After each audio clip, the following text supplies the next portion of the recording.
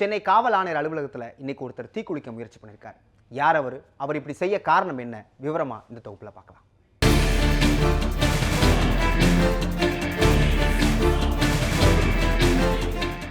தூத்துக்குடி மாவட்டம் கோவில்பட்டியைச் சேர்ந்தவர் ஆபிரகாம். சென்னை பெரியமேடு பகுதியைச் சேர்ந்தவர் எஸ்.சி. பாண்டியன். இவர்கள் இருவரும் கூட்டாக ரியல் எஸ்டேட் தொழில் செய்து வந்துள்ளனர். மேலும் 2 பேருக்கும் இடையே பணம் கொடுக்கல் வாங்கலும் இருந்திருக்கிறது. இவ்வாறு நண்பர்களாக இருந்த இருவருக்கும் இடையில்தான் நிலம் தொடர்பான மோதல் வெடித்து பூதாகரமானது. கோவில்பட்டியில் தனக்கு சொந்தமாக இருந்த 46 ஏக்கர் நிலத்தை எஸ்.சி. பாண்டியனுக்கு விற்பனை செய்துள்ளார் ஆபிரகாம். அந்த நிலத்திற்கு பதிலாக திருவாரூரில் தனக்கு சொந்தமாக உள்ள 1 கோடி ரூபாய் மதிப்பிலான 13 ஏக்கர் நிலத்தை ஆபிரகாமுக்கு பாண்டியன் விற்பனை செய்ததாக கூறப்படுகிறது. ஆனால் அதில்தான் பிரச்சனையும் வெடித்திருக்கிறது. ஆபிரகாமிற்கு 1 கோடி ரூபாய் மதிப்பிலான நிலத்தை விற்பனை செய்வதாக கூறிய எஸ்.சி. பாண்டியன் பிறகு தடம் புரண்டுள்ளார். அந்த நிலத்தை விற்பனை செய்யவில்லை என்றும் தனது கையெழுத்தை போலியாக போட்டு பத்திரம் தயாரித்திருப்பதாகவும் கூறியதோடு நிலத்தை ஒப்படைக்க மறுத்ததாக கூறப்படுகிறது.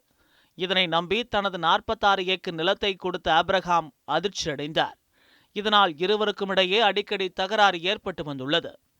இதனையடுத்து சென்னை காவல் ஆணையர் அலுவலகத்தில் நில மோசடி பிரிவில் கடந்த 2 மாதங்களுக்கு முன்பு எஸ்.சி. பாண்டியன் மீது ஆபிரகாம் புகார் அளித்துள்ளார்.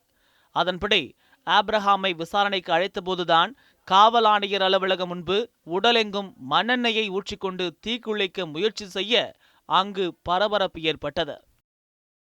என்னுடைய சொந்தமான இடத்த 46 ஏக்கர் இங்கே சென்னையில் பெரியமேட்டில் கோல்டன் டவர் ஓனருக்கு எழுதி கொடுத்துருக்கேன். அவங்க பேர் எஸ்.சி. பாண்டியன். அவங்க கம்பெனி பிஜிஎம் டெவலப்பர்ஸ் பேருக்கு எழுதி கொடுத்தேன். பதிலுக்கு எனக்கு திருவாரூரில் 13 ஏக்கர் எழுதி கொடுத்தாங்க, பரிவர்த்தனை எழுதி கொடுத்தாங்க.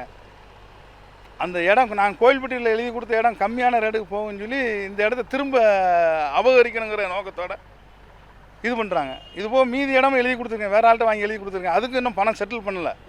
பணம் செட்டில் பண்ணாமலே சும்மா போலி எங்கள் மேலே என்னத்தையும் ஒரு கம்ப்ளைண்ட்டை கொடுத்து இது பண்ணுறாங்க. இந்த மாதிரி பண்ணுறாங்க. நாங்கள் இதுக்கு 4 வருஷமாக இது வச்சு அலைஞ்சு பார்த்துட்டேன், நீதி கிடைக்கல.